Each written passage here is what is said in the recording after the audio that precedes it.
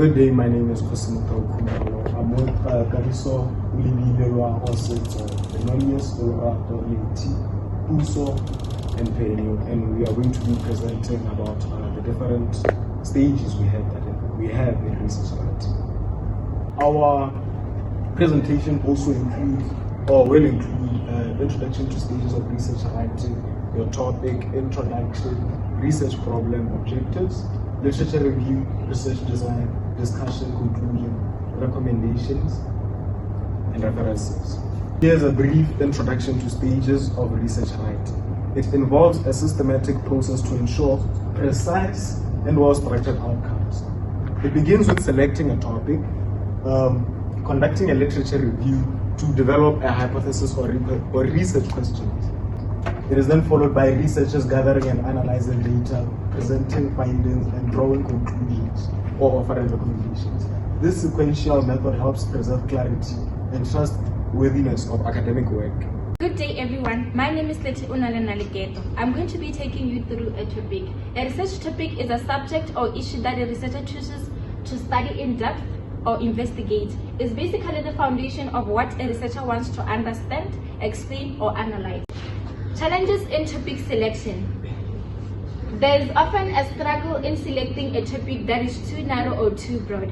A topic that is too broad lacks focus and makes it difficult to make an in-depth analysis, while a narrow topic one limits the availability of supporting the literature. I would suggest to make a topic that is not too narrow and also not too broad, so as to have thorough investigation and also not lack points in our study.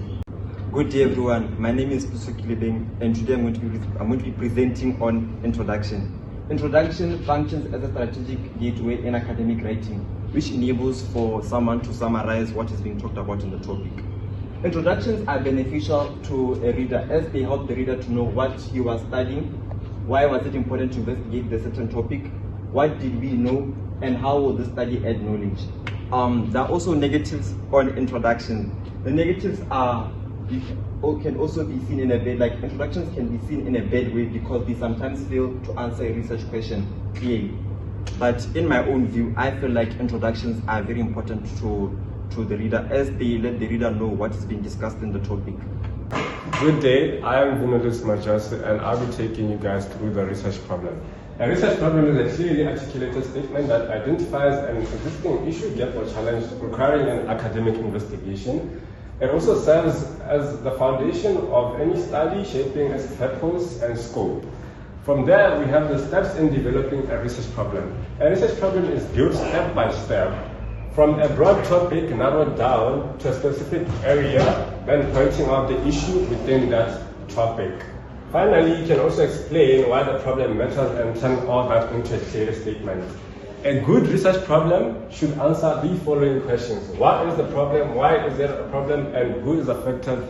And also, why is it unknown? What is unknown? We also have things to avoid. Avoid making it broad or vague as it becomes hard to focus on the study. Do not frame the issue as a simple yes or no question. Don't just give a binary answer. Then also never ignore the existing literature because your problem must be based on the evidence. And from there we have critical analysis. By guaranteeing concentration, a well-defined research problem directs and fortifies the investigation. However, if defined narrowly, it might restrict flexibility. Good day, my name is Coursework and I'll be taking you through the research objective. First of all, the research objective are statements that outline the purpose of a research. One may ask, what is the importance of research objectives? Well, research objectives provide guidelines and structure to an entire research. If research objectives are not clearly stated, it may lead to lack of coherence in a research and confusion. A good research should include the following phrases: to evaluate, to assess, to find out, and to investigate. Good day, my name is Sitso and I'll be continuing on with the hypothesis. So we will define a hypothesis. A hypothesis is a testable prediction about the relationship between variables developed from a theory and prior studies. So the purpose is that it guides the study by showing what the researcher expects to find in the research writing when they're conducting research writing. We'll continue on and to why the hypothesis is important in research writing. It's important because it prevents random data collection, support theory building, and so forth. Qualities of a good hypothesis should include clear variables, both dependent and independent variables, and it should be specific and it should be testable, so people can agree or deny the hypothesis. Good hypothesis should have clear variables, both independent variables and dependent variables, and it should be measurable. It should be testable. And then what it should not have, it should not be vague, and it should not be untestable, and weighting that forces a preferred outcome. And the critical evaluation is that a hypothesis should ensure it is realistic, measurable, and aligned with literature. Otherwise, the research writing will be weak. The literature review is important because it ensures focus and credibility by incorporating historical context related to your area of concentration. This will help select the methods that were used for the research. This also demonstrates your knowledge and ability to critically evaluate existing bodies of scholarship. However, it is time-consuming, may seem unrelated, and runs the risk of being too narrow, limiting originality or new ideas. This poor information may be used to substitute for primary research in the absence of actual experience. Good day, my name is Olorata Kabarate and I'll be giving a presentation on research design. Research design is a plan outlining how data will be collected, analyzed, and then linked together for credible results. Then we move on to the purpose of a research design. A research design provides answers to research questions, reduces mistakes by providing accurate information or results, produces a way to use available sources to collect information, then provides a plan showing that variables are not just similar but they can also cause change to one another. Then we can move on to the importance of research design. Research design ensures reliable and accurate results, analyzes methods of data collection. Then we move on to how to conduct a research design. Start well by stating the research problem, and then develop a suitable design and choose an appropriate population for conducting the study. And then you can choose the appropriate data collection methods and then state their advantages and disadvantages.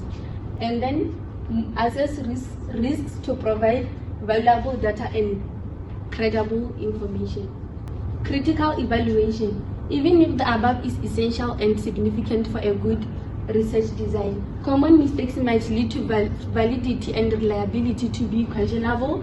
The mistakes include not mentioning research questions, selecting methods that are not suitable for the research purpose, and also not stating the ethical consideration of participants. Good day everyone, my name is Kagiso Ramisi and I'll be taking you through the discussion part of research writing.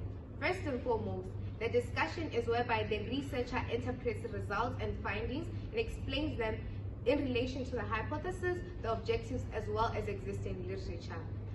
Firstly, the discussion should summarize key findings clearly. It should also compare to previous studies to show contradictions, highlight similarities, as well as bring new insight. The researcher must avoid restating results, but go into a much more deeper length of explaining it with evidence and supporting it logically.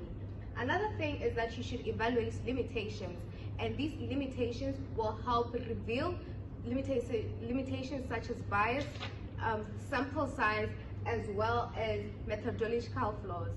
I believe that this is where we change results into meaning and understanding. Good day, my name is Ulibile Matale and I'll be presenting on a conclusion. Conclusion is the final part of a research paper. The conclusion is important because it acts as a bridge between evidence and meaning. It transforms findings into knowledge, and also leaves the reader with a final message. When writing in conclusion, one starts by restating the aims, summarizing the findings, interpreting the importance, giving recommendations, and end with a clear message. When writing a conclusion, one should avoid repeating data, introducing new evidence, and personal thoughts. Good day, I am Loaho Chantal Habiboni, and I'll be taking you through the recommendations. So recommendations are basically the advice or practical steps that come out of our research. They take what we have found in theory and tell people like policymakers, researchers, or institutions what to do with it. You should think of them as the bridge between research and real life. So why do recommendations matter? They show the value of what we discovered and how it can be applied in real life situations. Without recommendations, research is just ideas on paper with no impact. So what does a good recommendation entail? It ensures research creates real-world impact, not just academic discussion. Recommendations can destroy credibility, so avoid vague phrases like more research is needed, as that doesn't help anyone. So basically, recommendations are where your study goes from theory to impact. They turn insight into action and action into impact. In conclusion, in this document we have discussed all the 10 stages of research writing, which are the topic, introduction, research problem, objectives and hypothesis, literature review, research design, discussion and conclusion. From there we also have the recommendations. We have given a brief description of each stage, its importance, and example of how each stage is supposed to be written. Thank you.